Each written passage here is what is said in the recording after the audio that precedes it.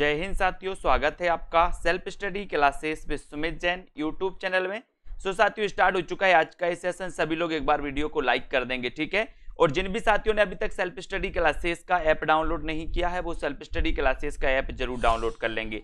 और दोस्तों, मैं आपको बता दूं कि ये जो बिल्कुल फ्री 2020 टेस्ट सीरीज लॉन्च की गई है, अगर आपने अभी तक इसमें दोस्तों 2020 जो टेस्ट सीरीज है इसमें अगर अभी तक आपने भाग नहीं लिया है तो क्यों नहीं लिया है, आप सेल्फ स्टडी क्लासेस आज ही ऐप को डाउनलोड करें। और सप्ताह में 2 बार, रविवार और गुरुवार को ये टेस्ट सीरीज होती है दोस्तों आपके लिए 2020 टेस्ट सीरीज, ठीक है। तो सभी लोग इसमें भाग ले सकते हैं। और दोस्तों, निचोड़ क्लासें स्टार्ट होने वाली हैं 21 तारीख से, यानी कि 21 जून से। अगर आप न्यू बैच में शामिल होना चाहते हैं, है ना, तो आप 1 जुलाई से न्यू बैच स्टार्ट होने वाला है दोस्तों। उसमें निचोड़ क्लासें भी रहेंगी, यानी कि अभी आप एडमिशन ले लेते हैं तो आपको निचोड़ क्लासें भी मिलेंगी, प्लस आपको दोस्तों 1 जुलाई से आपको जो न्यू बैच है उसमें एडमिशन भी आपको मिलेगा। और पिछला जितना भी पढ़ाया है वो सारी चीजें आपको रिकॉर्डेड मिलेंगी। और दोस्तों, आपको टॉपिक वाइज टेस्ट मिलेंगे, ट्रिकी वीडियो मिलेंगे, डाउट्स क्लियर सेशन वाली वीडियो मिलेंगे, है ना, बहुत सारी चीजें मिलने वाली हैं। साथ ही लाइव क्लासें भी आपको मिलने वाली हैं, ठीक है। तो रिकॉर्डेड प्लस लाइव क्लासें आज ही जुड़ जाइए दोस्तों, है ना। और वीडियो को लाइक कर दीजिए। आपका जो प्राइस रखा है दोस्तों मात्र 1199 रखा है, यानी कि 1199 में आप दोस्तों इस कोर्स में एडमिशन ले सकते हैं, है ना। और चतुर्थ बैच स्टार्ट होगा अपना 1 जुलाई से। तो ऐसे कितने साथी जिन्होंने अभी तक सेल्फ स्टडी क्लासेस ऐप ही डाउनलोड नहीं किया है, तो ऐप को जरूर डाउनलोड कर लें, है ना। और स्टार्ट करते आज का ये सेशन। आज का आपका पहला प्रश्न आपकी स्क्रीन पर है। आपसे एक पंक्ति पूछी गई। क्या पूछा गया आपसे? सांच बराबर तप नहीं, झूठ बराबर पाप। प्रस्तुत पंक्ति के रचयिता कौन है? जल्दी से आपको बताना है। सांच बराबर तप नहीं, झूठ बराबर पाप, ये पंक्ति किसकी है? प्रश्न क्रमांक 62 का आंसर सभी लोग चयन करेंगे। अच्छा क्वेश्चन है दोस्तों, पूछा जाता है कभी कभी। अब जिन भी साथियों से ये क्वेश्चन बन रहा है, आ रहा है, वो कमेंट में जल्दी जल्दी से लिखते जाएं और बताते जाएं फटाफट से। और बढ़िया क्वेश्चन आपने बताया है कि सर इसका जो उत्तर हो जाएगा वो क्या हो जाएगा दोस्तों? उत्तर हो जाएगा दोस्तों आपका कबीरदास हो जाएगा, यानी कि जो आपका 1 नंबर है वो बिल्कुल सही है ना। और कबीरदास की दोस्तों वो पंक्ति तो आपको पता है, कौन सी पंक्ति? बोले सर, पोथी पढ़ पढ़ जग मुआ, पंडित भया न कोई, और 2.5 अक्षर प्रेम के पढ़े सो पंडित होए, है ना। तो ये कबीरदास आपको पता है। और दोस्तों, आपको पता है, एक क्वेश्चन आपके लिए दे रहे हैं, कमेंट में आपको लिखना है कि आधुनिक काल का कबीर किसे कहा जाता है। आधुनिक काल का कबीर किसे कहा जाता है, ये आपको कमेंट में लिखना है। जल्दी से सभी लोग बताएंगे आधुनिक काल का कबीर किसे कहा जाता है, कमेंट में आपको लिखना है। अगले क्वेश्चन की ओर बढ़ते हैं। अष्टछाप के सर्वश्रेष्ठ भक्त कवि के रूप में खाली स्थान का नाम लिया जाता है। किसका नाम लिया जाता है? अष्टछाप के सर्वश्रेष्ठ भक्त कवि के रूप में किसका नाम लिया जाता है? कुंभन दास का लिया जाता है, सूरदास का लिया जाता है, परमानंद दास का लिया जाता है, या फिर कृष्णदास का लिया जाता है? अष्टछाप के सर्वश्रेष्ठ भक्त कवि के रूप में किसका नाम लिया जाता है? आपसे अगर बढ़ रहा है, अष्टछाप आपने पढ़ा है दोस्तों, आपने पढ़ा है कि सर 1565 में अष्टछाप की स्थापना हुई। अब अष्टछाप की स्थापना किसने की? तो आपको पता है कि सर विट्ठलनाथ ने। किसने की? विट्ठलनाथ ने। आपको पता है दोस्तों कि विट्ठलनाथ वल्लभाचार्य के क्या थे? पुत्र थे। और विट्ठलनाथ ने क्या किया कि 4 शिष्य वल्लभाचार्य के और 4 शिष्य विट्ठलनाथ के, कुल मिला के 8 दोस्तों कवियों को एकत्रित करके इन्होंने 1565 में अष्टछाप की स्थापना कर दी, जो कि कई बार क्वेश्चन पूछा गया। और आपको पता है कि अष्टछाप के सर्वश्रेष्ठ भक्त कवि के रूप में नाम लिया जाता है, तो वो नाम लिया जाता है दोस्तों किसका? सूरदास का। यानी कि आपका उत्तर विकल्प नंबर जो बी आपने बताया वो बिल्कुल सही है। और आधुनिक काल का कबीर कहा जाता है दोस्तों किसे? नागार्जुन को। बहुत बढ़िया आंसर सभी लोगों ने बताया है। अगला क्वेश्चन, रामचरितमानस की भाषा क्या है? अच्छा क्वेश्चन, रामचरितमानस, है ना, रामचरितमानस के रचनाकार कौन है? रामचरितमानस के रचनाकार कौन है? तब आपका सीधा उत्तर होता है कि सर रामचरितमानस के जो रचनाकार हैं वो रचनाकार तो कौन है? तुलसीदास। कौन है? तुलसीदास हैं। रामचरितमानस के रचनाकार कौन है? तुलसीदास हैं। लेकिन इसकी भाषा आपको बताना, ये कई बार पूछा गया क्वेश्चन है दोस्तों कि रामचरितमानस की भाषा क्या है। फटाक से आपको चयन करना है। अच्छा क्वेश्चन है, सभी लोग बताएंगे। और आपने बिल्कुल सही बताया है कि सर ये जो रामचरितमानस है तुलसीदास जी द्वारा रचित महाकाव्य माना जाता है और इसकी भाषा है अवधी। अब एक क्वेश्चन आपके लिए दिया जाता है कि रामचरितमानस में कितने कांड हैं, कितने कांड हैं, जल्दी से बताना है आपको। रामचरितमानस में कितने कांड हैं, कमेंट में लिखिए जल्दी से फटाक से। और अगला क्वेश्चन आपके यहां पर आता है कि भूषण किस रस के कवि थे, भूषण किस रस के कवि थे। अगला क्वेश्चन आपका, भूषण किस रस के कवि थे। ऐसे ही क्वेश्चन आपके बहुत ही महत्वपूर्ण दोस्तों पूछे जाते हैं। आपको पता है कि भूषण जी का एक लक्षण ग्रंथ है, कौन सा लक्षण ग्रंथ है, शिवराज भूषण। कौन सा है भैया, शिवराज भूषण, ठीक है। शिवराज भूषण एक लक्षण ग्रंथ है और इसमें 105 अलंकारों का वर्णन किया गया। कितने अलंकारों का वर्णन किया गया दोस्तों, 105 अलंकारों का वर्णन किया गया। और भूषण किस रस के कवि थे, ये अगर आपसे पूछा गया है तब आपका उत्तर जो हो जाएगा, बोले सर ये वीर रस के कवि थे। भूषण दोस्तों प्रशस्ति परक दोस्तों इन्होंने कविताएं लिखी, आपको पता होगा, है ना। और इनकी एक जो पंक्ति है वो आपको शायद याद होगी, है ना, कि सेवा को बखानू की बखानो छत्रसाल को, है ना। तो इन्होंने प्रशस्ति परक कविताओं के रूप में जाने जाते हैं दोस्तों अपने, कौन, भूषण जी। और ये वीर रस के कवि थे, ये भी आपको याद करना है। अगला क्वेश्चन आता है दोस्तों आपका यहां पर कि हिंदी का आदि कवि किसे कहा जाता है। बहुत बढ़िया क्वेश्चन है दोस्तों, हिंदी का आदि कवि किसे कहा जाता है, इसका कमेंट में आपको उत्तर लिखना है। हिंदी का आदि कवि किसे कहा जाता है, जल्दी से आपको बताना है। अगर इस प्रकार से क्वेश्चन पूछा जाए तब आप उत्तर क्या लगाओगे, हिंदी का आदि कवि किसे कहा जाता है।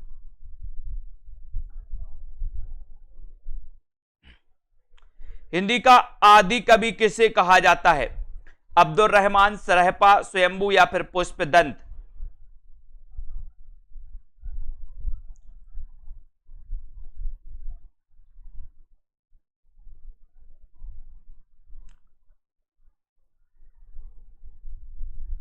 अगर इस प्रकार से क्वेश्चन आता है दोस्तों तब आपका उत्तर होता है स्वयंभू, है ना। स्वयंभू को माना जाता है, इस प्रकार से क्वेश्चन कई बार आया है ना। तो ये सी नंबर आपका बिल्कुल सही हो जाएगा, सी नंबर आपका राइट आंसर हो जाएगा, ठीक है, बहुत बढ़िया।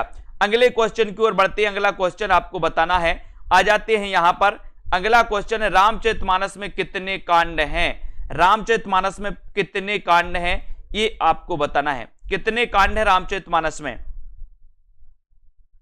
आपको पता है कि स्वयंभू को रामकुमार वर्मा ने हिंदी का प्रथम कवि माना है, प्रथम कवि माना है। राहुल सांकृत्यायन ने सरहपा को हिंदी का प्रथम कवि माना है।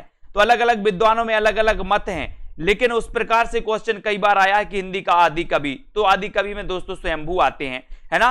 रामचरितमानस में कितने कांड हैं ये आपको बताना है, चयन करना है।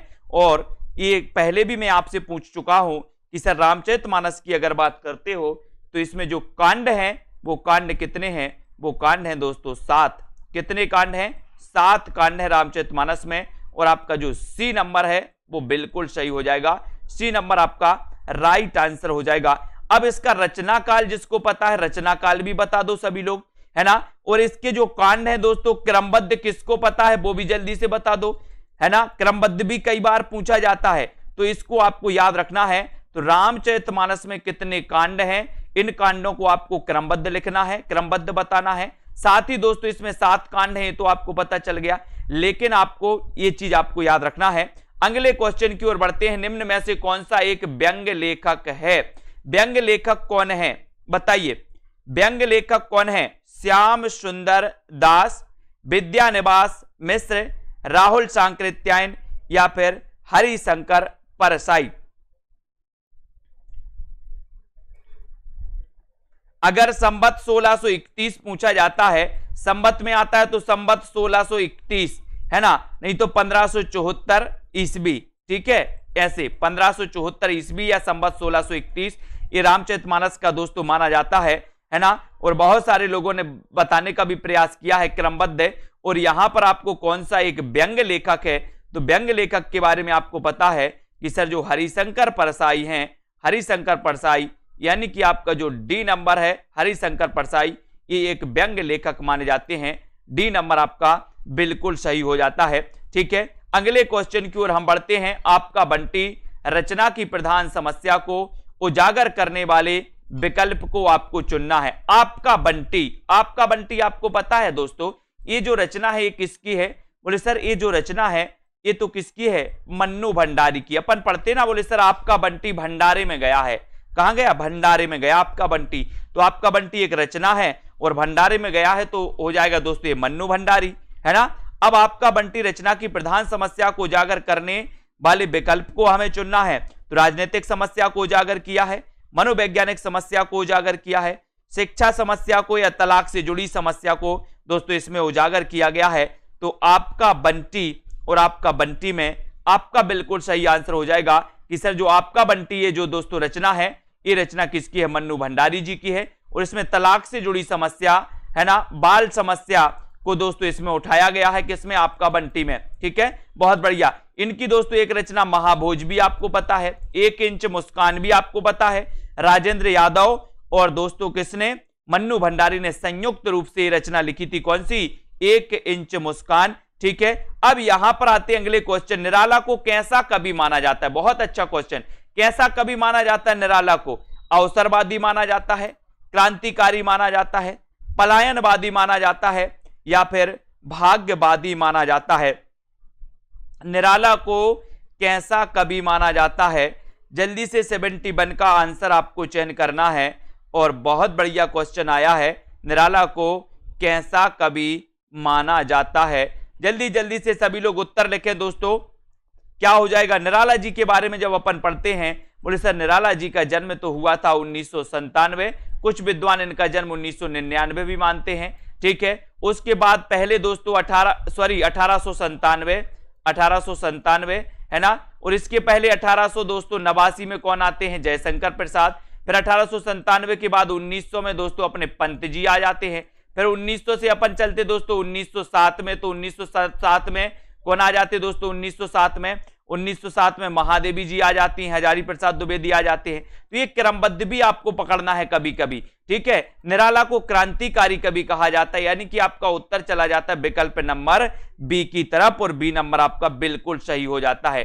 कवि कालिदास की अभिज्ञान शकुंतलम का हिंदी अनुवाद किसने किया? 72 का आंसर, बहुत बढ़िया आंसर है ये दोस्तों। अभिज्ञान शकुंतलम ये आप पढ़ते हो, अभिज्ञान शकुंतलम के रचनाकार कौन है? आपसे पूछा जाता है तो आपको बताना है। बताइए जल्दी से। सदा सुखलाल हैं, गोस्वामी विठल नाथ हैं, राजा शिव प्रसाद हैं, या फिर राजा लक्ष्मण सिंह हैं? कवि कालिदास की अभिज्ञान शकुंतलम का हिंदी अनुवाद किसने किया? कमेंट में लिखिए फटाफट से। अभिज्ञान शकुंतलम के रचनाकार कौन है? तो आपको पता है कालिदास, लेकिन आपको पता होनी चाहिए कि कालिदास की अभिज्ञान शकुंतलम का हिंदी अनुवाद किसने किया, तब आपका उत्तर क्या हो जाएगा। सभी लोग बताएंगे। अच्छा आंसर है दोस्तों, और अच्छा आंसर आपका हो जाएगा विकल्प नंबर डी, यानी कि दोस्तों राजा लक्ष्मण सिंह। राजा लक्ष्मण सिंह है ना, इन्होंने कौन सा पत्र निकाला था? जल्दी से बताओ। अगर राजा लक्ष्मण सिंह के बारे में आप कुछ जानते हैं तो इन्होंने कौन सा पत्र निकाला था? पत्र बताना अगर किसी को पता हो, है ना। तो अभिज्ञान शकुंतलम का हिंदी अनुवाद किया था राजा लक्ष्मण सिंह ने। इन्होंने कौन सा पत्र निकाला था? जल्दी से बताइए। 72 का आंसर आपको चयन करना है कि अभिज्ञान शकुंतलम का हिंदी अनुवाद राजा लक्ष्मण सिंह ने किया था। और दोस्तों ये आपको बताना है कि ये जो राजा लक्ष्मण सिंह हैं इन्होंने कौन सा पत्र निकाला था? कौन सा पत्र निकाला था? जल्दी से आपको चयन करना है। किस काल को स्वर्ण काल कहा जाता है? तो बहुत अच्छा आंसर बताया दारसू शर्मा ने, है ना, रंजना शर्मा ने, वेरी गुड, बिल्कुल सही है। अभिषेक जी, इन्होंने प्रजा हितैषी निकाला था। प्रजा हितैषी, बहुत बढ़िया, बिल्कुल सही आंसर, प्रजा हितैषी निकाला था। हरिओम जी, किस काल को स्वर्ण काल कहा जाता है? किस काल को स्वर्ण काल कहा जाता है? रीति काल को, भक्ति काल को, आदि काल को, या फिर आधुनिक काल को? किस काल को स्वर्ण काल कहा जाता है? आपको कमेंट में लिखना है। जल्दी से बताइए किसको कहा जाता है। और बहुत ही बढ़िया प्रश्न आपका यहां पर आया है ना, और आपने बिल्कुल सही बताया है कि सर जो अपना भक्ति काल है, भक्ति काल, इसे स्वर्ण काल कहा जाता है। किसे कहा जाता है दोस्तों? स्वर्ण काल कहा जाता है। इनको अपन को याद करना है, और ये भक्ति काल आपको याद रख लेना है। ठीक है। और आपको पता है दोस्तों कि सबसे पहले जॉर्ज ग्रियर्सन ने, किसने? जॉर्ज ग्रियर्सन ने भक्ति काल को स्वर्ण काल कहा था। जॉर्ज ग्रियर्सन ने भक्ति काल को क्या कहा था? स्वर्ण काल कहा था सबसे पहले। अगर कभी आपसे पूछा जाए, अब आपको भक्ति काल की समय सीमा बताना है कि भक्ति काल की समय सीमा क्या है और भक्ति काल का एक अन्य नाम क्या है, भक्ति काल का एक अन्य नाम क्या है वो भी आपको बताना है, भक्ति काल की समय सीमा क्या है वो भी आपको बताना है ना। और बढ़ते हैं आगे, भक्ति काल आपका बिल्कुल सही हो जाता है। अगला क्वेश्चन है दोस्तों, सूरदास के गुरु कौन थे? सूरदास के गुरु कौन थे? बढ़िया क्वेश्चन, 75 क्वेश्चन है, जल्दी से आपको चयन करना है कि सूरदास के गुरु कौन थे और उत्तर क्या हो जाएगा? रामानंद थे, मध्वाचार्य थे, रामदास थे या फिर वल्लभाचार्य थे? सूरदास के गुरु कौन थे? सूरदास के गुरु कौन थे? जल्दी बताइए। 75 का आंसर है। सूरदास के गुरु कौन थे? बहुत बढ़िया। पूर्व मध्यकाल भी कहा जाता है दोस्तों, ठीक है, बिल्कुल। तो यहां पर आपको बताना है कि सूरदास के गुरु कौन थे।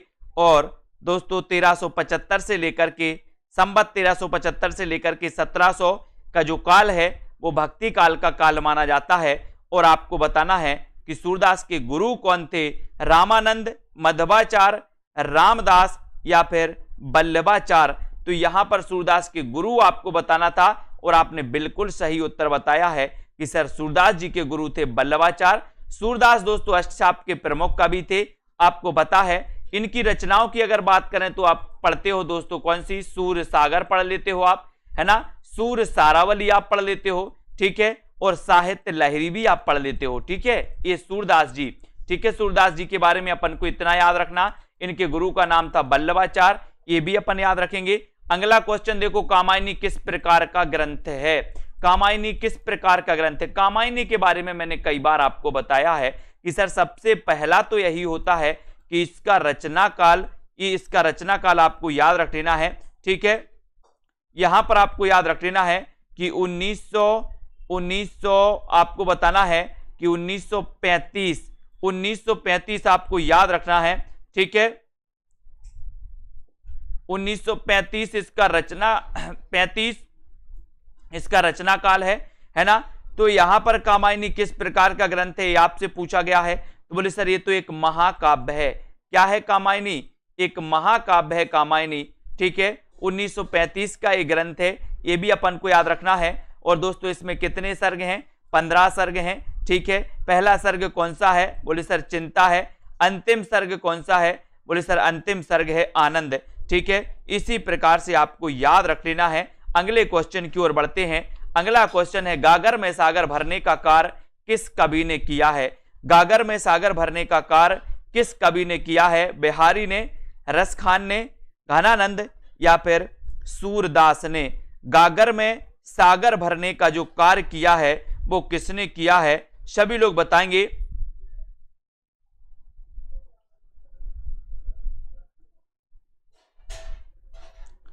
गागर में सागर भरने का कार्य किस कवि ने किया है? 77 का आंसर आपको चयन करना है। और बिहारी ने, रसखान, घनानंद या फिर सूरदास? तो सभी लोगों को लगभग पता है कि सर गागर में सागर भरा किसने?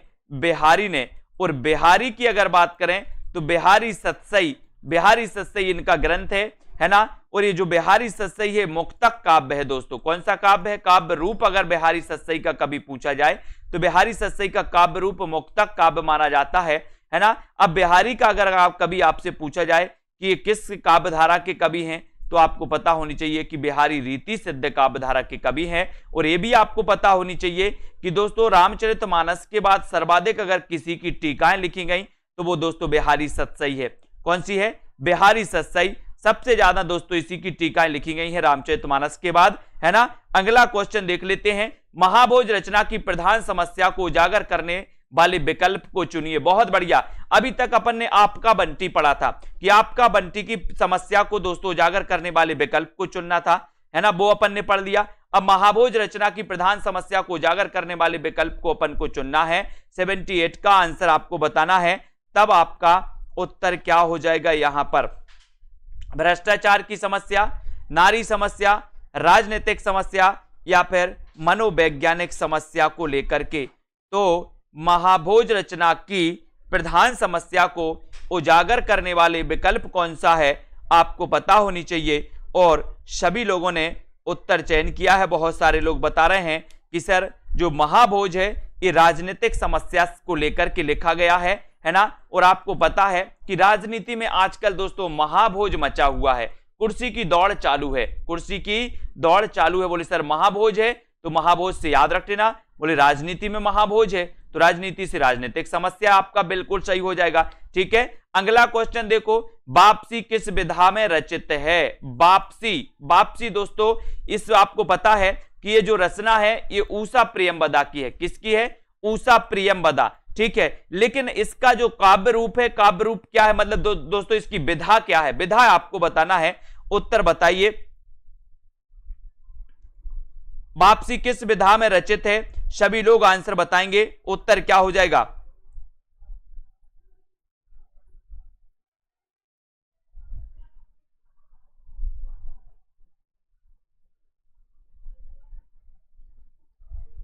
जल्दी से आपको चयन करना है, फटाक से चयन करिए। तो वापसी किस विधा में रचित है ये आपको चयन करना है और आपका बिल्कुल सही आंसर हो जाएगा, ये कहानी विधा में रचित है। दोस्तों किस विधा में रचित है? कहानी, यानी कि आपका उत्तर विकल्प नंबर बी बिल्कुल सही हो जाएगा। बी नंबर आपका सही हो जाएगा। अगला क्वेश्चन है, तोड़ती पत्थर कैसी कविता है? तोड़ती पत्थर कैसी कविता है? व्यंग्यपरक कविता है, उपदेशात्मक कविता है ना, और यथार्थवादी है या फिर आदर्शवादी है? जल्दी से बताना है, तोड़ती पत्थर कैसी कविता है? तोड़ती पत्थर कैसी कविता है? 80 का आंसर सभी लोग चयन करेंगे। तोड़ती पत्थर दोस्तों ये निराला की रचना है ना। क्या है? तोड़ती पत्थर क्या है? निराला की रचना है तोड़ती पत्थर। और ये किस प्रकार की रचना मानी जाती है? ये क्वेश्चन कई बार आया है और कई बार पूछा भी गया है। तब आपका राइट आंसर हो जाएगा, तोड़ती पत्थर कैसी रचना है? उत्तर हो जाता है ये यथार्थवादी रचना है। कैसी रचना है? यथार्थवादी, यानी कि आपका जो सी नंबर है वो बिल्कुल सही है। सी नंबर आपका राइट आंसर हो जाता है दोस्तों। ठीक है, यथार्थवादी है, निराला जी की रचना है। फणीश्वरनाथ रेणु से संबंध सही प्रदेश का नाम चुनिए। ये फणीश्वरनाथ रेणु का संबंध किस प्रदेश से है वो भी आपको बताना है। फणीश्वरनाथ रेणु दोस्तों आंचलिक उपन्यासकार माने जाते हैं और इनका आंचलिक जो उपन्यास आपने पढ़ा है उसका नाम भी आपको बताना है। जल्दी से बताओ, फणीश्वरनाथ रेणु से संबंध सही प्रदेश का नाम आपको चुनना है। जल्दी से बताएंगे। और जिन भी साथियों ने अभी तक कोर्स में एडमिशन नहीं लिया है, 21 तारीख से साथियों, 21 तारीख से आपको पता है कि 21 तारीख से आपका निचोड़ क्लासें स्टार्ट होने वाली हैं। तो जो भी साथी निचोड़ क्लासों में एडमिशन लेना चाहते हैं उसमें उसको दोस्तों पहले वाला कोर्स भी मिलेगा जितना भी हो चुका है रिकॉर्डेड, और आगे आने वाला जो न्यू बैच होगा उसमें भी एडमिशन मिलेगा। ठीक है, तो यहां पर फणीश्वरनाथ रेणु का जो संबंध है वो कहां से है? बिहार से है ना, बिहार के पूर्णिया से है। पूर्णिया आपने नाम सुना होगा, बहुत बढ़िया। इनका एक ग्रंथ है दोस्तों, इनका एक उपन्यास है, कौन सा? मेला आंचल। मेला आंचल इनका उपन्यास है। और आपको पता होगा कि जो मेला आंचल है ये हिंदी का प्रथम आंचलिक उपन्यास माना जाता है। विद्यापति की पदावली की भाषा क्या है? विद्यापति की पदावली की भाषा क्या है? मैथिली है, ब्रज भाषा है, भोजपुरी है या फिर मगही है? विद्यापति की पदावली की भाषा क्या है? आपको कमेंट में लिखना है, जल्दी से लिखिए। विद्यापति के लिए सभी लोग जानते हैं दोस्तों, है ना, इनकी पंक्ति भी पढ़ी है आपने। ठीक है, जल्दी से बताएंगे उत्तर यहां पर क्या हो जाएगा? विद्यापति की पदावली की भाषा क्या है? विद्यापति की पदावली की भाषा क्या है? दोस्तों आपने पता होगा कि इनकी रचना है कीर्तिलता, कीर्तिपता का, लेकिन दोस्तों इनकी एक रचना है कौन सी? पदावली, जिसकी रचना मानी जाती है मैथिली। अब आपको बताना है कि मैथिली किस उपभाषा से संबंधित है दोस्तों, किस भाषा से संबंधित मानी जाती है ये मैथिली? मैथिली का संबंध किससे है बताइए, जल्दी से बताओ। किससे है? पश्चिमी हिंदी से है क्या? पूर्वी हिंदी से है क्या? बिहारी हिंदी से है या फिर राजस्थानी हिंदी से है? तो मैथिली का संबंध किससे है आपको कमेंट में लिखना है, जल्दी से कमेंट में लिखो। और आपको पता होगा कि जो 8वीं अनुसूची है, 8वीं अनुसूची में दोस्तों मैथिली को भी स्थान दिया गया है है ना। खालिस्तान को उग्र कहते हैं, उग्र कहते किसको कहते हैं उग्र, जल्दी बताओ किसको कहते हैं उग्र, रामेश्वर लाल दुबे को, पांडे बेचन शर्मा को, नरेश मेहता या फिर अज्ञे को। खालिस्तान को उग्र कहा जाता है, किसको कहा जाता है। कभी कभी ऐसा भी आपसे पूछा जाएगा कि उपनाम, उग्र उपनाम किसका है, तो आपको पता है कि सर मैथिली बिहारी हिंदी से संबंधित है, जो कि बिल्कुल सही क्वेश्चन है, सही आंसर आपने बताया है। और खालिस्तान को उग्र कहा जाता है, और उग्र कहा जाता है दोस्तों किसको, पांडे बेचन शर्मा उग्र, पांडे बेचन शर्मा उग्र, यानी कि आपका उत्तर बी की तरफ चला जाता है। बी नंबर आपका बिल्कुल सही उत्तर हो जाता है। अगला क्वेश्चन, बिहारी किस राजा के दरबारी कवि थे, बहुत बढ़िया आंसर। बिहारी के बारे में अपन ने पढ़ा कि सर बिहारी सतसई इनकी रचना है ना। और आपको पता है कि जो बिहारी सतसई है दोस्तों, है ना, ये मुक्तक काव्य है, और जो बिहारी जी हैं रीति सिद्ध काव्यधारा, रीति काल के रीति सिद्ध काव्यधारा के कवि हैं। इन्होंने गागर में सागर भरा है। और दोस्तों ये जो बिहारी हैं, बिहारी किस राजा के दरबारी कवि थे ये भी आपको पता है ना। और इन्होंने प्रशस्ति परक कविताएं लिखी हैं, वीर रस के है ना, वीर रस के भूषण माने जाते हैं, लेकिन यहां पर आपको प्रशस्ति परक कविताएं आपको याद रखना है, ठीक है। और ये जो जयसिंह हैं दोस्तों, जयसिंह है ना, ये बिहारी राजा जयसिंह के दरबारी कवि थे, है ना। और आप बोलते ना वृंदावन बिहारी लाल की जय, बिहारी जय, तो जय से जयसिंह, इस प्रकार से, ठीक है। अगला क्वेश्चन है, शेष कादंबरी के रचयिता कौन है, बहुत अच्छा क्वेश्चन, कई बार प्रश्न आ चुका है। शेष कादंबरी कई बार पूछा गया है, शेष कादंबरी के रचयिता कौन माने जाते हैं, ये नरेश मेहता, हजारी प्रसाद द्विवेदी, बाण भट्ट या फिर अलका सराबगी। जल्दी से आपको चयन करना है, शेष कादंबरी के रचनाकार कौन माने जाते हैं। और ऐसे कितने साथी हैं जिन्होंने सेल्फ स्टडी क्लासेस ऐप को डाउनलोड नहीं किया, ऐप को जरूर डाउनलोड कर लें सभी लोग, है ना। आपको पता है कि दो दिन दोस्तों आपकी क्लासें होती हैं, ठीक है, 2 दिन क्लासें, आपको पता है 2 दिन क्लासें, 2 दिन दोस्तों आपके टेस्ट होते, फ्री टेस्ट होते हैं ऐप पर। 2020 टेस्ट सीरीज कौन कौन के दिन, रविवार और गुरुवार को होता है ना। सभी लोग टेस्ट में भाग जरूर लें। और शेष कादंबरी के रचनाकार कौन है, ये किसकी रचना है, तो आपका बिल्कुल सही आंसर चला जाता है अलका सराबगी, यानी कि आपका उत्तर डी नंबर जो आपने बताया वो बिल्कुल सही बताया है। राग दरबारी उपन्यास के रचयिता कौन है, राग दरबारी उपन्यास के रचयिता कौन है, यानी कि 86 का आंसर। राग दरबारी उपन्यास के रचयिता कौन है, राही मासूम रजा, श्रीलाल शुक्ल, हरिशंकर परसाई या फिर शरद जोशी। राग दरबारी उपन्यास के रचयिता कौन है, सभी लोग बताएं उत्तर क्या होगा यहां पर। राग दरबारी उपन्यास के रचयिता कौन माने जाते हैं, राही मासूम रजा, श्रीलाल शुक्ल, हरिशंकर परसाई या फिर शरद जोशी। और राग दरबारी अपन बोलते ना कि सर दरबार में मेरा लाल बैठा है, दरबार में कौन बैठा है, लाल बैठा है, लाल, तो लाल से क्या बनेगा, लाल से बनेगा राग दरबारी। और राग दरबारी, दरबार में मेरा लाल बैठा है, तो लाल से बनेगा श्रीलाल शुक्ल, श्रीलाल शुक्ल। ये आपका जो है दोस्तों बी नंबर बिल्कुल सही हो जाएगा। और आपने पढ़ा है राही मासूम रजा, राही मासूम रजा का उपन्यास एक आपको बताना है, वो कौन सा है दोस्तों, जो बहुत प्रसिद्ध है, जल्दी से बताइए। अगले क्वेश्चन की ओर हम बढ़ते हैं, यहां पर आते हैं, पूस की रात कहानी के रचनाकार कौन है, पूस की रात कहानी के रचनाकार कौन है। पूरे के पूरे मिक्स प्रश्न हैं इसमें दोस्तों, मिक्स वाले हैं, पूरे साहित्य से क्वेश्चन उठाए गए हैं। पूस की रात कहानी के रचनाकार कौन माने जाते हैं, प्रेमचंद, शिव पूजन सहाय, निराला या फिर प्रसाद, कौन माने जाते हैं सोनू जी। पूस की रात कहानी के रचनाकार कौन है, बताइए। पूस की रात, और बोले सर पूस की रात तो ये किसकी हो जाएगी, बोले सर ये प्रेमचंद, किसकी हो जाएगी, प्रेमचंद। और प्रेमचंद से प्रेमचंद, है ना, प्रेमचंद हो जाएंगे। इनकी पत्नी का नाम था दोस्तों शिवरानी देवी, है ना। और शिवरानी देवी ने दोस्तों एक जीवनी लिखी थी, उस जीवनी का नाम क्या है वो आपको कमेंट में लिखना है ना। प्रेमचंद की पत्नी का नाम क्या था, शिवरानी देवी, और शिवरानी देवी ने एक जीवनी लिखी, है ना, उस जीवनी का नाम क्या है, ये आपको कमेंट में लिखना है। और बढ़ जाते हैं अगले क्वेश्चन की ओर। अगला क्वेश्चन आपका है दोस्तों, ध्रुव स्वामिनी नाटक के रचयिता कौन है? बहुत अच्छा क्वेश्चन है। ध्रुव स्वामिनी नाटक के रचयिता कौन माने जाते? राम कुमार वर्मा, रामवृक्ष बेनीपुरी, जयशंकर प्रसाद या फिर भारतेंदु हरिश्चंद्र, है ना। ध्रुव स्वामिनी नाटक के रचयिता कौन माने जाते हैं?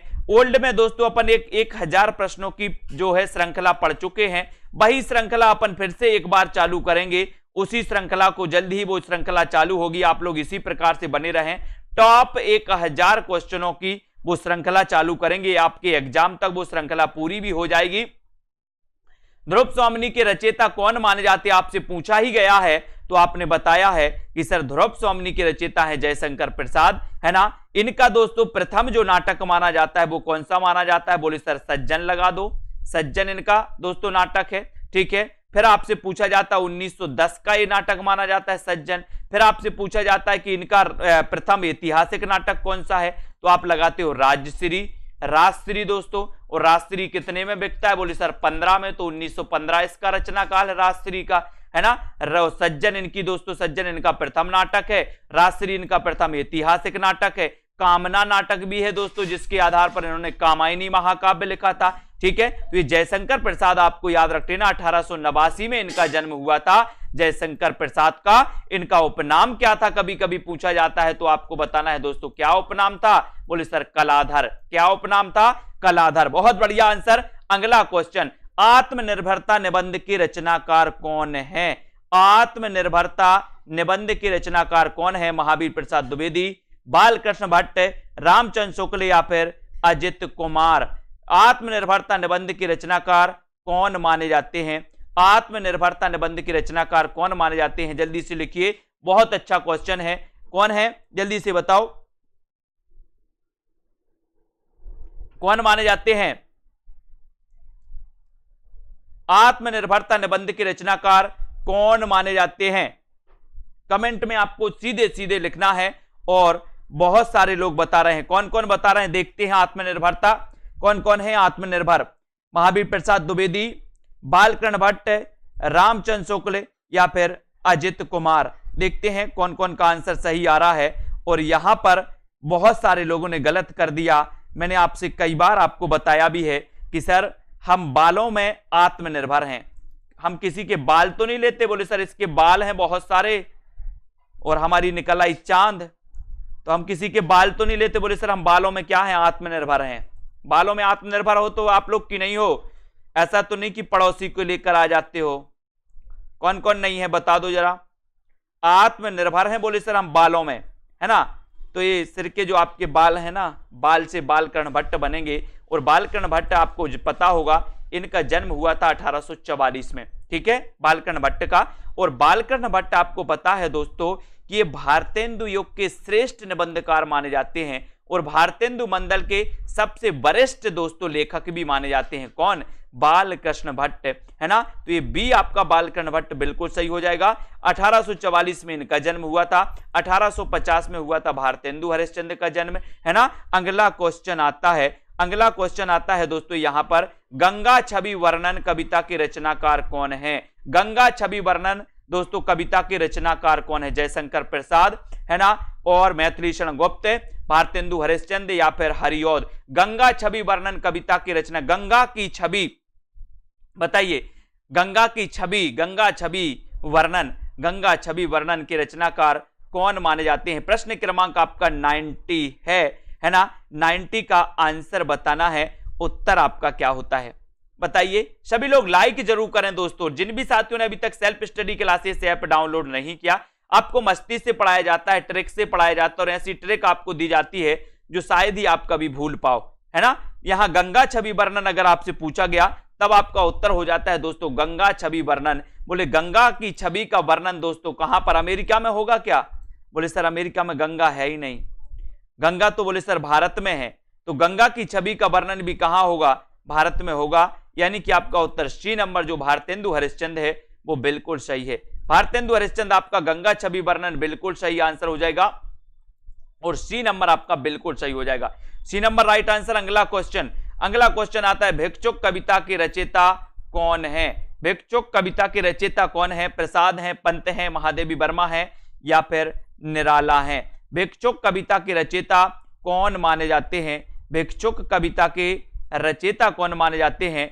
और बहुत अच्छा प्रश्न है यहां पर, है ना। जल्दी से लिखते जाएं, वीडियो को एक बार शेयर जरूर कर दें अपने मित्रों तक, जितने भी हमारे साथी देख रहे हैं, और वीडियो को लाइक कर दें। और दोस्तों, सेल्फ स्टडी क्लासेस में एक निचोड़ कोर्स, निचोड़ क्लासेस स्टार्ट होने वाली हैं, जिसमें हिंदी साहित्य का निचोड़ रहेगा। जैसे हिंदी साहित्य के इतिहास में क्या क्या पूछा जाता है, आदिकाल में क्या क्या पूछा जाता है, भक्ति काल में क्या क्या पूछा जाता है, तो दोस्तों उनके आधार पर एक निचोड़ कोर्स बनाया गया। निचोड़ कोर्स ऐसा कि पूरा दोस्तों उपन्यास, एकांकी, ये सारी चीजें उसमें मिक्स की गई हैं, और पूरा हिंदी साहित्य के इतिहास से लेकर के एकांकी तक का पूरा निचोड़ यानी कि मलाई आपको दी जाएगी, पूरी मलाई। तो मलाई में अगर दोस्तों आपको एडमिशन लेना है और आप चाहते हो कि एग्जाम के अंतिम दिनों में हम वो मलाई पढ़ें जो अभी तक हमने नहीं पढ़ी है, अभी तक हम यहां वहां भटकते रहे, अब दोस्तों जिनमें मलाई में एडमिशन जिनको लेना है वो ले सकते हैं। मात्र 1199 अभी दोस्तों है ना। और 21 जून से शाम को 6:30 बजे से लाइव क्लास वो स्टार्ट हो जाएगी निचोड़ वाली।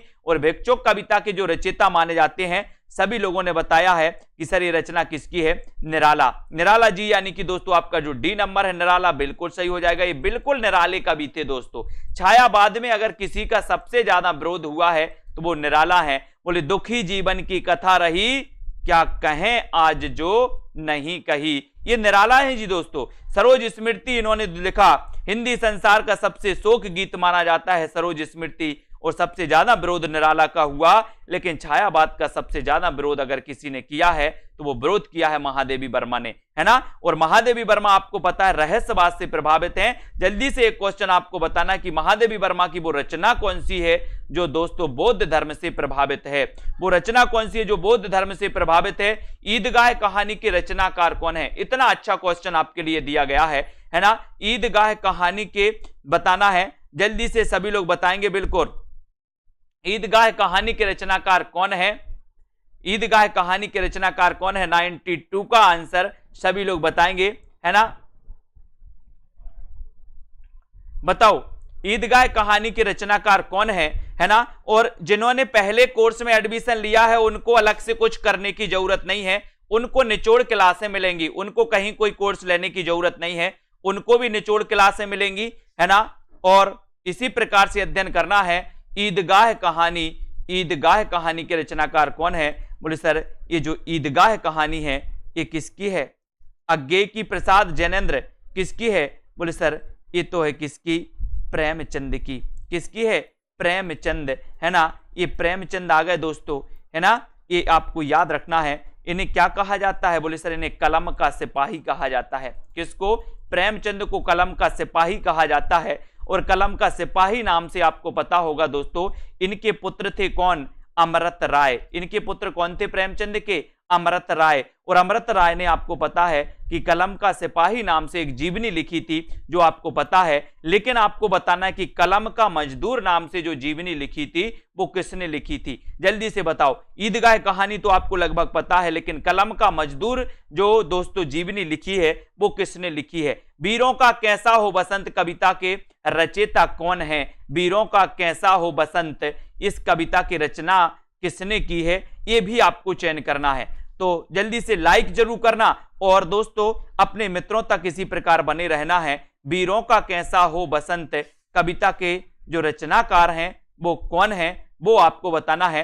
केदारनाथ सिंह हैं, सुभद्रा कुमारी चौहान है ना, अज्ञे हैं, या फिर धर्मवीर भारती हैं, ये आपको बताना है। और सबसे बढ़िया क्वेश्चन आपका हो जाएगा, आंसर यहां पर हो जाएगा। बहुत बढ़िया बताया है। कलम का मजदूर जो जीवनी लिखी है वो लिखी है मदन बादशाह ने, है ना।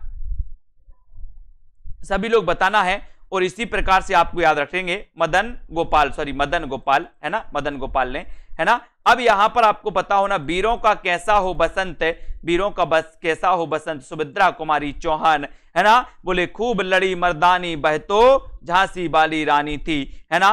तो आपको पता है दोस्तों, बहुत सारे लोग कंफ्यूज हो रहे थे, है ना। आप वृंदावन लाल वर्मा के नाम से जानते हैं। बोले सर वृंदावन लाल वर्मा ने भी झांसी की रानी नाम से एक उपन्यास लिखा है। उपन्यास लिखा है किसने? वृंदावन लाल वर्मा ने। किस नाम से लिखा है? झांसी की रानी नाम से लिखा है ना। और आपको पता है कि वृंदावन लाल वर्मा ऐतिहासिक उपन्यासकार माने जाते हैं, इसमें कंफ्यूज नहीं होना, ये ऐतिहासिक उपन्यासकार माने। ये क्वेश्चन कई बार आया है कि निम्न में से बताइए कौन सा ऐतिहासिक उपन्यासकार है, निम्न में से बताइए कौन सा दोस्तों ऐतिहासिक उपन्यासकार है, तो आपको बताना है वृंदावन लाल वर्मा। या वृंदावन लाल वर्मा किस प्रकार के उपन्यासकार है? ऐतिहासिक है, क्योंकि उन्होंने झांसी की रानी ऐतिहासिक उपन्यास लिखे हैं दोस्तों, है ना। तो इस प्रकार से कंफ्यूज नहीं होना। अगला क्वेश्चन बताना है, मसी कागज छुओ नहीं, कलम नहीं गही नहीं हाथ, प्रस्तुत पंक्ति के जो रचनाकार हैं वो रचनाकार कौन है? यानी कि प्रश्न क्रमांक 94, मसी कागज छुओ नहीं, कलम गही नहीं हाथ, प्रस्तुत पंक्ति के रचयिता कौन है? क्लास का टाइम है, रोज 9 बजे क्लास होती है और उत्तर सभी लोगों को बताना है कि मसी कागज छुओ नहीं, कलम गही नहीं हाथ, प्रस्तुत पंक्ति के रचयिता कौन है? प्रस्तुत पंक्ति के रचयिता कौन है? और यहां पर उत्तर आपका क्या हो जाएगा? क्या हो जाएगा, है ना। उत्तर लगाया, बोले सर ये जो पंक्ति है ये कबीरदास की है, कबीरदास की है, यानी कि बी नंबर आपका सही। मसी कागज छुओ नहीं, कलम गही नहीं हाथ, ये प्रस्तुत पंक्ति के रचनाकार हैं कबीरदास, और उत्तर आपका चला जाता है विकल्प नंबर बी की तरफ। बी नंबर आपका सही हो जाता है दोस्तों। नेक्स्ट क्वेश्चन आता है आपका अगला, लोग है लागी कवित्त बनावत, मोहि तो मेरे कवित्त बनावत, प्रस्तुत पंक्ति के रचनाकार। ये पंक्ति कई बार पूछी गई है, लोग है लागी कवित्त बनावत, मोहि तो मेरे कवित्त बनावत, प्रस्तुत पंक्ति के रचनाकार कौन है? प्रस्तुत पंक्ति के रचनाकार कौन है? जल्दी से बताना है, उत्तर क्या हो जाएगा? उत्तर बताएंगे सभी लोग, है ना। मात्र 1199 में अभी आप एडमिशन ले सकते हैं दोस्तों, और एक कोर्स की वैलिडिटी पूरी 1 साल तक रहेगी, यानी कि आगे आने वाले जितने भी आपके हिंदी साहित्य के एग्जाम होंगे उनमें भी आपको फायदा होगा, है ना। और लोग हैं लागी कवित्त बनावत, मोहि तो मेरे कवित्त बनावत, है ना। और उत्तर आपका बिल्कुल सही हो जाएगा। बोले सर ये जो पंक्ति है ये घनानंद की है, यानी कि बी नंबर आपका बिल्कुल सही है। और आपको पता होगा कि जो घनानंद है इन्हें प्रेम की पीर का कवि कहा जाता है, प्रेम की पीर का कवि कहा जाता है। आपको पता होगा दोस्तों इनकी प्रेमिका थी कौन? सुजान से प्रेम करते थे दोस्तों, लेकिन सुजान ने इन्हें ठुकरा दिया, बन गए कवि बन गए, है ना। और दोस्तों इन्हें प्रेम की पीर का कवि कहा जाने लगा, किसको? घनानंद को, है ना। इनको याद रख लेना। बोले सर इश्क लता इनकी एक रचना, इश्क लता आपने पढ़ी है ना, इनकी रचना एक इश्क लता घनानंद की, ऐसे पढ़ते जाना है। और इश्क नामा किसकी रचना है? जल्दी बताओ। इश्क लता की रचनाकार घनानंद, इश्क नामा किसके रचनाकार? इश्क नामा की रचना किसने की, ऐसा बता दो, है ना। ले चल मुझे भुलावा देकर मेरे नाविक धीरे धीरे, प्रस्तुत पंक्ति के रचनाकार कौन है? ले चल मुझे भुलावा देकर मेरे नाविक धीरे धीरे, प्रस्तुत पंक्ति के रचयिता कौन है? और नरेंद्र शर्मा है, जयशंकर प्रसाद है, रामनरेश त्रिपाठी, सूर्यकांत त्रिपाठी निराला है। तो ले चल मुझे भुलावा देकर मेरे नाविक धीरे धीरे, है ना। ये जो पंक्तियां हैं इन पंक्तियों के जो रचनाकार हैं वो रचनाकार कौन है? और आपका बिल्कुल सही आंसर हो जाएगा। आंसर क्या हो जाएगा? ले चल मुझे भुलावा देकर मेरे नाविक धीरे धीरे। जल्दी से कमेंट में लिखें इस पंक्ति के रचनाकार कौन है। 96 का आंसर आपको चयन करना है। बहुत अच्छा प्रश्न है दोस्तों, और आपने बिल्कुल सही बताया है कि सर ये जो पंक्ति है ये पंक्ति जयशंकर प्रसाद की है। किसकी है? जयशंकर प्रसाद। अब यहां से अपन थोड़ा सा पढ़ते हैं दोस्तों। जैसे यहां पर देख लो, सबसे पहले 1844 में जन्म हुआ किसका? बाल कृष्ण भट्ट का, है ना। 1844 से 1850 में गए तो 1850 में दोस्तों आपने देखा कि भारतेंदु जी का जन्म हो गया, है ना, जो आपको याद करना है। 1889 की बात करें तो जयशंकर प्रसाद हो गए। 1897 की बात करें तो निराला हो गए, है ना। 1900 में बात करें तो दोस्तों 1900 में आपके पंत हो गए, ठीक है। 1900 से दोस्तों 1907 में गए हम। 1905 में किसका हुआ था? रामकुमार वर्मा का जन्म कब हुआ था बताइए? रामकुमार वर्मा जो कि छायावादी दोस्तों कवि आलोचक माने जाते हैं। रामकुमार वर्मा के बारे में आपने पढ़ा है कि हिंदी साहित्य का आलोचनात्मक इतिहास अगर किसी ने लिखा है तो वो लिखा है रामकुमार वर्मा ने, है ना। और आपको बताना है कि रामकुमार वर्मा का जन्म कब हुआ था। जल्दी से कमेंट में लिखो फटाक से। वीडियो को लाइक जरूर कर देना दोस्तों, अपने मित्रों तक शेयर जरूर कर देना है। और जल्दी बताओ कि रामकुमार वर्मा का जन्म कब हुआ था। देखते हैं कौन बताता है सबसे पहले। राम कुमार वर्मा का जन्म कब हुआ था, फटाफट बताएंगे, है ना। राम कुमार वर्मा छायावादी कवि माने जाते हैं दोस्तों, छायावादी लेखक माने जाते हैं, आलोचक माने जाते हैं, है ना। राम कुमार वर्मा ने स्वयंभू को हिंदी का प्रथम कवि माना है ना। राम कुमार वर्मा ने हिंदी साहित्य का आलोचनात्मक इतिहास लिखा है। और आपको पता है कि ये जो पंक्ति है दोस्तों कौन सी, ले चल मुझे भुलावा देकर मेरे नाविक धीरे धीरे, ये पंक्ति जयशंकर प्रसाद की है। और सभी को पता है कि सर अगर राम कुमार वर्मा की बात करोगे तो 1905 में राम कुमार वर्मा, 1907 में कौन आ गए, हजारी प्रसाद द्विवेदी आ गए, है ना, महादेवी वर्मा जी आ गई। 1907 से 1908 में दोस्तों दिनकर जी आ गए 1908 में, है ना। 1908 से 1911 में अज्ञे जी आ गए, नागार्जुन जी आ गए, है ना। तो ये सारे के सारे जो क्रमबद्ध आपको कभी पढ़ना है, ये भी मैं दोस्तों आपको रटवा दूंगा, सिर्फ आपको कंटिन्यू क्लास अटेंड करनी है, पढ़ते रहना है, वीडियो को लाइक करते रहना है, अपने मित्रों तक इसी प्रकार से लगे रहें, वीडियो को अपने मित्रों तक शेयर करें। और जिन भी साथियों ने अभी तक दोस्तों क्लास में एडमिशन नहीं लिया, इस निचोड़ क्लास जो स्टार्ट होने वाली, जो आपके दोस्तों 1 महीने बाद अगर एग्जाम होता है, या दोस्तों 10 दिन बाद आपका एग्जाम होता है, क्योंकि ये जो निचोड़ क्लास है 10 दिन में पूरी कंप्लीट निचोड़ क्लासें करवा दी जाएंगी, जिसमें आपके फैक्ट आपको पढ़ाए जाएंगे, है ना। ये निचोड़ क्लास आपके लिए लाए हैं, जिसका 10 दिन बाद भी एग्जाम है वो भी इसमें एडमिशन ले सकते हैं, जिसका 1 महीना बाद है वो भी एडमिशन ले सकते हैं, और जिसका दोस्तों 1-2 महीने बाद जब भी है वो भी एडमिशन ले सकते हैं। फायदे क्या क्या है बोले सर, इसमें मैं बता दे रहा हूं, इसमें आपको टेस्ट भी मिलेंगे, है ना, इसमें आपको ट्रिकी वीडियो भी मिलेंगे, इसमें डाउट्स वाले जो क्लियर वाले दोस्तों बहुत सारे डाउट्स रहते हैं हिंदी साहित्य में, वो क्लियर वाले एक सेशन अलग से वीडियो मिलता है ना उसमें दोस्तों। और आपको यहां पर लाइव क्लासें भी मिलेंगी, आपको दोस्तों इसमें ग्रुप डिस्कशन भी मिलेगा, ठीक है, बहुत सारी चीजें मिलने वाली हैं इसमें। और आपको पता है कि सेल्फ स्टडी क्लासेस ऐप में रविवार और गुरुवार को 2 दिन दोस्तों फ्री टेस्ट सीरीज होती है, तो फ्री टेस्ट सीरीज में भी आप भाग ले सकते हैं। रीता जी, रेखा जी, अनिल जी, रीनू जी, है ना, और मनीषा जी, रंजना, निकिता जी, बीनू जी, पूनम, अभिषेक जी, गीतिका, सोनू जी, कार्तिक जी, अशोक जी, रामा जी, गौरव जी, डॉली जी, अमिता जी, हेमानी, तारा जी, है ना, कुमारी हेमा जी, राममिलन जी, रेखा त्रिपाठी जी, देवेंद्र जी, दारसू जी, अमिता, है ना, सुनंदा, नीतू जी, बीनू जी, सभी साथी बिल्कुल इसी प्रकार से लगे रहें। उदय प्रकाश जी, है ना, जसबीर जी, प्रमिला सिंह जी, लगे रहें निरंतर अपने साथियों को, जिनको भी एडमिशन लेना है, पढ़ना है, लाइक करना है, शेयर करना है, वो करते रहें।